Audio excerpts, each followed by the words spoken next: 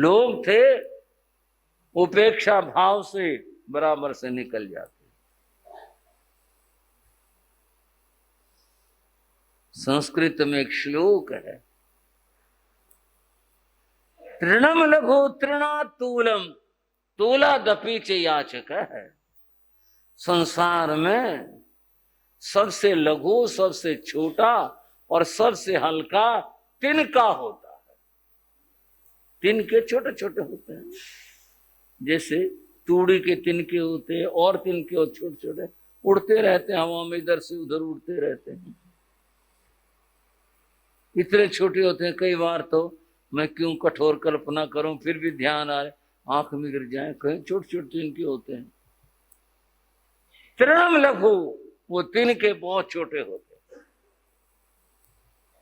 तृणातूलम, पूछा उससे छोटा कुछ होता है? बोले हाँ होता है, उससे भी छोटा कुछ होता है। क्या होता है? रुई का रेशा होता है। रुई का रेशा उससे भी छोटा होता है, वो ऐसे उड़ते रहते हैं। आपने ध्यान दिया होगा, कहीं किसी रोशनदान से कहीं से धूप आ रही है और कमरे में अंधेरा हो तो धूप के अंदर ऐसे ऐसे देखे होंगे ना, वो उड़ते रहते हैं। वो तूल कहलाते हैं, उनको जो तूल कहते हैं। तिनकों से हल्के तूल होते हैं।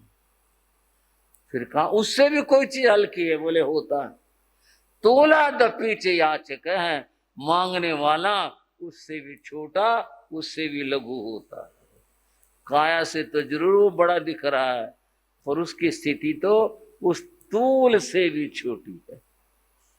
वो तो बेचारा इतना छोटा है, बहुत छोटा है, दुनिया की तरफ देखता रहता, उसकी तरफ कोई नहीं देखता। तूलादपि च याचक है। पूछने वाले ने कहा ये तो बात ठीक हो गया, आपने कह दिया, पर एक बात बताओ, वायु ना किम न नीता सौ, ये हवा में क्यों नहीं उड़ जाता? फिर अगर उससे भी छोटा है तो बाकी तो हवा में उड़ते रहते हैं, याचक तो हवा में नहीं उड़ते, ये क्यों नहीं उड़ जाता? ममायम याचिष्यति, हवा भी इससे बचकर जाती है, ये मेरे से कुछ मांग लेगा? ये याचक मेरे से कुछ मांग लेगा, इसलिए इससे तो हवा भी बचकर जाती है, सारे लोग बचकर जाते। सहज रूप से कह रहा हूं आपको सबको, कभी कोई अगर यूं किए हुए मिले, बराबर से मत गुजरो, कुछ देने का भाव रखो। आप समर्थ हो, आप दे सकते हो, आप बहुत कुछ दे सकते हो। जिसने आपके आगे यूं कर दिया, जरूर कुछ न कुछ उसके थैली के ऊपर रखो, देना चाहिए। ये आपका बड़प्पन होगा, आपकी महानता होगी। जिसने यूं कर दिया आपके सामने, उपेक्षा करके मत गुजरो। तामली श्रेष्ठी जा रहा था, उसने दरिद्र को देखा और लोग बराबर से गुजर रहे थे। तामली रथ में बैठा था, उसने कहा अरे ये बेचारा इतना गरीब दरिद्र, कोई ध्यान नहीं दे रहा। उसने जो उसकी भावना थी, जैसा था, उसके हथेली पर रख दिया, उसका रथ आगे बढ़ गया। तामली के मन में उस दिन एक चिंगारी फूटी। दो पत्थर टकराते हैं, चिंगारी फूट आती है। विचारों में चिंगारी फूटी, ये भी आदमी है, मैं भी आदमी हूं, ये ऐसा क्यों बना? और मैं रथ में चलता हूं, मेरी इतनी बड़ी हवेली है, मेरे पास इतना धन है, मुझ में और इसमें ये अंतर क्यों आया? बंधुओं, बहुत बातें आदमी जानता है, लेकिन सोचने की बजाय उपेक्षा कर देता, दिमाग खराब होगा, क्या करेंगे सोच करके। ये सोच करके आदमी विचार ही नहीं करता। पर कभी कभी विचार इतने प्रबल होते हैं कि जागृत हो जाते हैं। उसके दिमाग में चिंगारी फूटी, ये आदमी आदमी में भेद क्यों है? मैं फिर कह रहा हूं, बहुत सारी बातें बहुत आदमियों को पता होती। उसने कहा ये भेद अपने अपने कर्म का या अपनी अपनी करनी का है। श्रावक किसका फर्क है? ये अपने अपने कर्म का फल है, अपने करने का फल है। इसने कुछ ऐसा ही किया होगा जो इसको ऐसी दीन दशा अवस्था प्राप्त हुई। मैंने कुछ किया होगा तो ठीक है, मुझे ये अवस्था प्राप्त होगी। उसने अपने से कहा, तामली आज तू क्या कर रहा है? अपने से सवाल कर दिया। ये तो समझ आ गई बात, ये उसके कर्म का फल है, ये मेरे कर्म का फल है। पर तामले आज तू क्या कर रहा है? कष्ट ना मानना, सहज बात कर रहा हूं। ये सवाल हर आदमी अपने आप से कर सकता है। आज आप क्या कर रहे हो? मैं आपको नहीं कह रहा, मैं ये बात सामान्य बात के रूप में कह रहा हूं। कोई भी आदमी अपने आज तू क्या कर रहा है वो पूछ सकता अपने आप को। तो धर्म ध्यान करता है, तो सामायिक करता है, माला जाप करता है, दान करता है, पुण्य करता है, सेवा करता है, तो क्या कर रहा है? यह फुर्सत ही नहीं इधर सोचने की, और सब अपने अपने कामों में लगे रहते हैं। आज तू क्या करता है? ये प्रश्न हर आदमी अपने आप से कर सकता है। तू क्या कर रहा है? अगर कुछ कर रहे हैं अच्छा तो संतोष की बात है, बहुत अच्छी बात। आप कुछ कर रहे हैं, आप कमाई कर रहे हैं, आप परलोक बैंक में कुछ डालने लग रहे हैं, बड़ी अच्छी बात है। और अगर आपके पास इसका जवाब नहीं है कि नहीं हम तो बस सारा दिन अपने खाने में, कमाने में, इसमें बिता रहे हैं, तो फिर आगे की बात। एक बार गुरु महाराज योगी राज जी से एक आदमी, गांव का आदमी, निपट जिसको अनपढ़ कहते हैं, वो आदमी बोला, कोई बात चल रही थी, गुरु महाराज को सुना रहे थे, यही लोग परलोक की बात थी। वो यूं बोला, महाराज मेरे को 3 लोग दिखाई देते हैं। महाराज वो मुस्कुरा दिए, बोले अच्छा तेरे को तीनों लोग दिखाई देते हैं? बोला हाँ जी मेरे को 3 लोग दिखाई देते हैं। बोले मैं तेने ऐसी क्या साधना कर ली 3 लोग दिखाई देते? बोले साधना कुछ नहीं, आपके वचनों को ध्यान से सुनता हूं इसलिए दिखाई देते हैं। बोले कैसे दिखाई देते हैं? पिछले जन्म में कुछ करके ही नहीं आया, गांव के भाषा में बोला, इसलिए डले ढोने लग रहा। आप समझ गए हरियाणी भाषा तो। बोले पिछले जन्म में कुछ करके नहीं आया, डले ढो रहा हूं, और अब कुछ कर नहीं रहा, आगे डले ढोने पड़ेंगे, और कुछ नहीं। 3 लोग दिखाई देते मेरे पास तो भैया ही, मैं ना पीछे कुछ करा ना अब कुछ कर रहा, और आगे मिलेगा क्या? आगे कुछ नहीं मिलने का। थी तो बात एक अनपढ़ आदमी की, पर बात बड़ी गहरी हो गई और समझने के। जो कुछ करके नहीं आया पाएगा क्या? और आज जो कुछ मिला, कुछ करके आए हैं ना, आज सब कुछ मिला है, तो फिर आने वाले कल में अगर आज करेंगे तो पाने के अधिकारी होंगे, और अगर आज कुछ करेंगे नहीं, पाने के अधिकारी कहां से होंगे? आज कुछ करना चाहिए। तामले ने कहा, तामले तू आज क्या कर रहा है? पीछे तूने किया इतना कुछ पाया, आज क्या कर रहा है? मैंने कहा ना, ये विचार जीवन के दिशा को बदल देते हैं। तामले ने कहा, बहुत खा लिया, बहुत पी लिया, बहुत सुख देख लिए, भोग लिए, अब तो कुछ करना चाहिए। और क्या करना चाहिए? उसने तो इतनी लंबी छलांग लगाए, उसने कहा संन्यास ले लेना चाहिए, और अब तो मुझे कुछ न कुछ परमात्मा की भक्ति करनी चाहिए, ये सब छोड़ करके चलना चाहिए। तामली ने इतनी बात सोची, विचार थे उस एक बात को। हमने यानी आपने, दुनिया ने पता नहीं कितने गरीब देखे, पता नहीं क्या फर्क पड़ता, कुछ नहीं। किसी का मन हो रहा चौवनी हथेली पर रख दें, चलो चलो यूं ही चलता रहता है, यूं निकल गए। और उसके भीतर में इतने सारे विचार आ गए, और उसने ये सोच लिया कि मैं ये सब छोड़ करके मैं तो कुछ अब करूं, अपने परलोक को बनाऊं।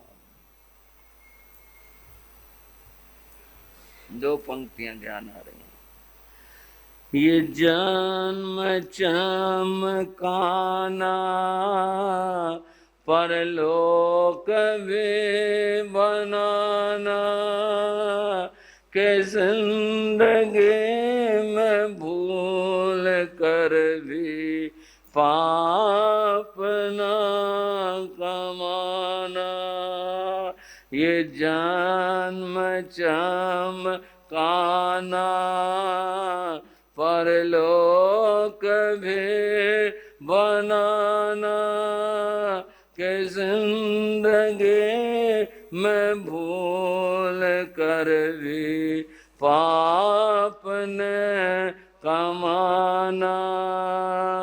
धर्म का खजाना बटोरते ही जाना कि जिंदगी में भूल कर भी पाप ना कमाना।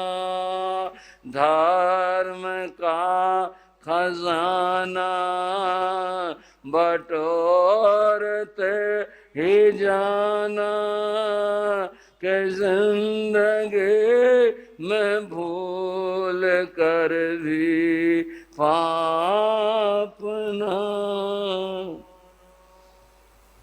कुछ कर लेना चाहिए। तामली ने तो घर आकर के बंधुओं परिवार परिजन सब इकट्ठे किए और बोला मैं संन्यास लूंगा। ये क्या बात हुई?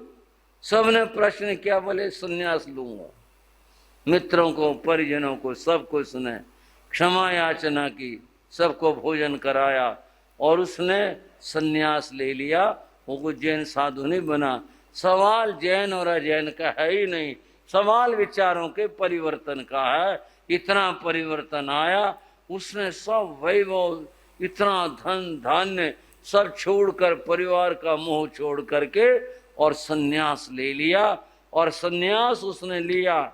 संन्यास का एक नाम दीक्षा है, संन्यास का एक नाम परिव्राजक होना है, संन्यास का बंधु एक नाम प्रवज्जा भी है। उसने प्रणामा शब्द सुन लो, प्रणामा, प्रणामा यानी प्रणाम करना। नमस्कार जी, नमस्कार जी, प्रणाम जी। पंजाबी में कहते हैं पैरी पैना जी, प्रणाम करना।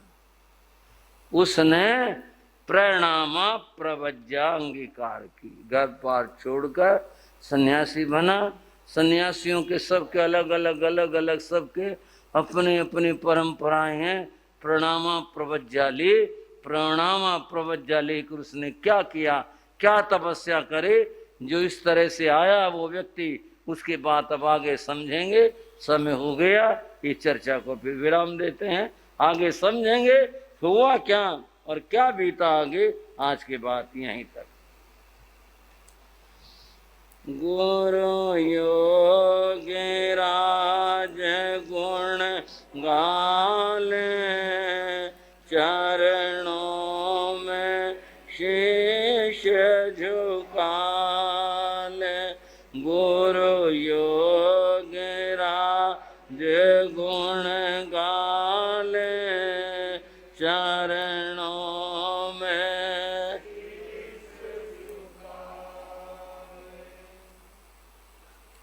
गुरु महाराज की बहुत सारी बातें मैं सुनाता ही रहता हूँ, कथा में भी, इस कथा में भी दोनों तरह से बड़ी गहरी बात भी होती है, वचन सिद्धि की बात भी होती है।